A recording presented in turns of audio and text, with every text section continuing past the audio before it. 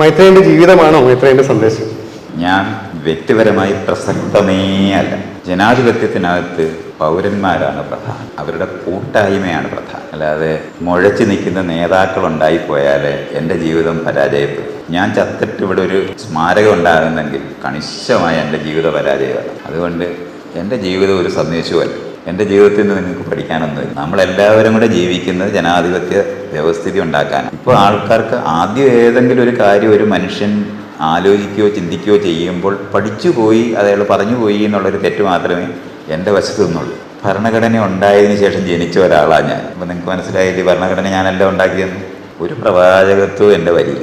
അങ്ങനെ എന്തെങ്കിലും ആരോപിക്കുന്നത് വഴിയാണ് എന്നെ യൂസ്ലെസ് ആക്കി മാറ്റുന്നത്. അതാണ് നേരത്തെ ആരോ പറഞ്ഞില്ലേ, ഇത് 100 വർഷം കഴിഞ്ഞിട്ട് അത് പറയുന്നത് എന്തിനാണെന്നറിയോ? ഞങ്ങൾക്കിപ്പോൾ വയ്യ മാത്രം പറയാൻ.